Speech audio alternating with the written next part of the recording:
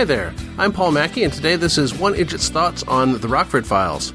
The previous episode was meant to release Wednesday, November 1st, and this one on Friday, November 3rd, but that didn't quite work out for technical reasons. The worst kind of technical reasons, dumb, inexplicable ones that once you found the fix, you were left scratching your head because the fix didn't actually make sense, it just worked. One thing you didn't get in those digest episodes was all the intros. They are all there on YouTube, of course, but they are mostly current to life that day. You probably don't need to catch up. I also left out the week of trivia that I did while on vacation in Wisconsin. If anyone ever asks for a trivia digest, I suppose I could throw it together. Speaking of trivia, Darcy and I have joined with our friend Susie and some other friends and neighbors to play trivia Monday nights at Duluth Cider. We've made some strong showings, 2 second place and a third place, though one of the seconds and the third could have been a first or second place if we had won tiebreakers. 2 Mondays ago, our team was much smaller due to a football game the same night, and we underperformed. But we were hoping for a resurgence this past Monday, and I'm pleased to say that we got it. First place with a round of free 5-ounce ciders as a prize at the half, and the second place finish off a tiebreaker finally in our favor. On to the episode today. We're looking at the Rockford Files Season 1, Episode 9, In Pursuit of Carol Thorne, which originally aired Friday, November 8th, 1974. I should mention, I suppose, if you use Roku, you should be able to watch the Rockford Files episodes with commercials using the Roku app or Roku channel. I'm primarily watching the complete series DVD set, and if I find other places to watch, I'll let you know. Brief summary. Rockford is working a case where everyone seems to have a con going on their identities. Those that seem to be cops are actually crooks. Carol Thorne, the woman Rockford is attempting to extract information from via dating, is posing as a photographer, but Jim already knows she's an ex-con. Rockford himself is passing himself off as a bookie, and even his clients are crooks, passing themselves off as the Hodes, parents worried about the whereabouts of their son Cliff, claiming Carol Thorne knows where Cliff is. Actually, everyone but Jim is looking for a stash of loot from a heist of $1 million Marine payroll cash, and Cliff is the one man who knows where the cash actually is. This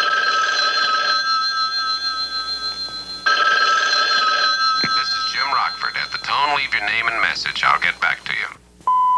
This is the message phone company. I see you're using our unit. Now how about paying for it?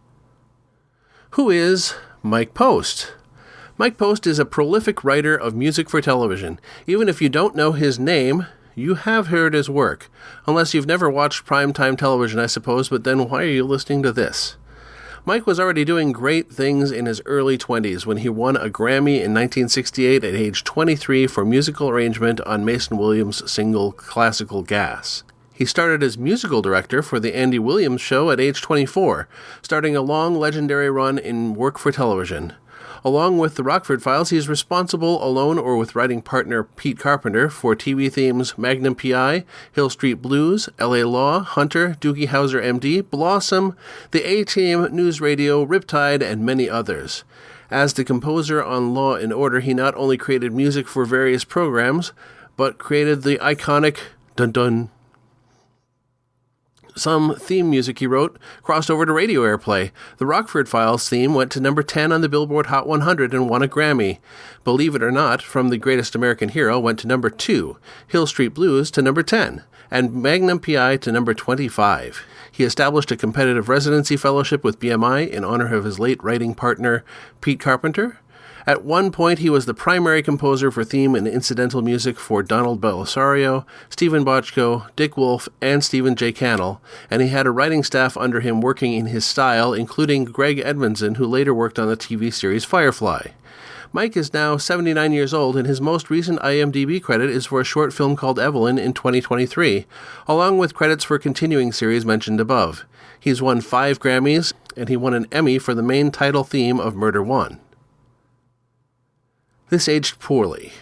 Carol may not be the greatest lady, but stomping on her foot so you can gag her seemed a bit more extreme than the 4 laughs treatment they seemed to be shooting for. Totally 70s.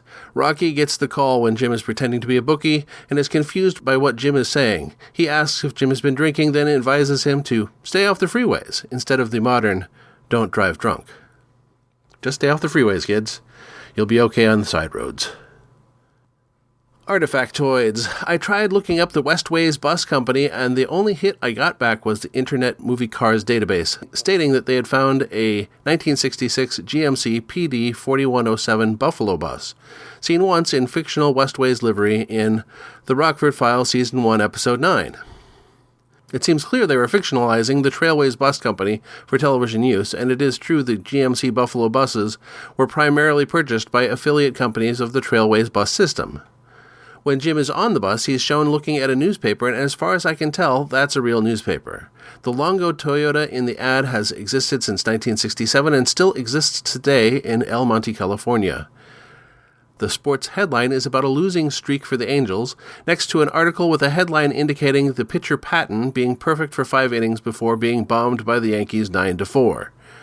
Marty Patton once pitched for the Angels in the 1968 season, and in 1974 was pitching for the Kansas City Royals.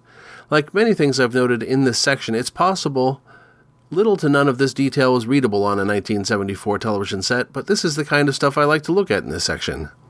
The Rockford Files filming locations blog points out the man playing a waiter giving hot tips is Laffit Pinkay Jr., famed jockey. In the end credits, he's credited as playing himself, which is confusing because to me he's clearly portraying a waiter, at least to my eyes. So what worked? I liked that the audience was let in on Rockford getting conned by his purported client before he found out. I really liked that absolutely everyone was pretending to be someone else, repeatedly through the episode. Heck, Miles Keeley passed himself off as both Mr. Hode, worried parent, to Jim early on, and later to the police as Jim Rockford Sr., ailing parent. I also appreciated all the legwork for the MacGuffin of the episode, but in the end, Jim winds up with $5,000 reduced to $2 when Carol points out that he never welches on a bet, and he purportedly placed bets for her when he was posing as a bookie. What didn't work? Well, I mentioned it earlier, but the violence against Carol, even though she was apparently not a nice lady, felt a bit jarring, especially because it also seemed to be intended to be funny. But otherwise, I thought it was a pretty good story. So next time is Season 1, Episode 10, The Dexter Crisis. Happy hunting! You've been listening to the One Idjit's Thoughts On podcast, produced by Paul Mackey in association with Nimlas Studios. Any short clips of audio from shows is included under fair use for commentary purposes, and copyright for that content remains with its original copyright holders.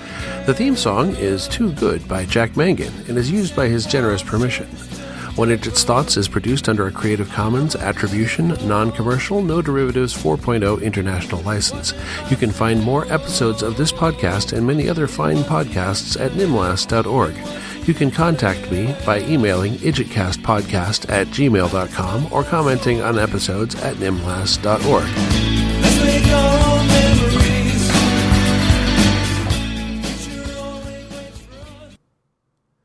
Don't worry.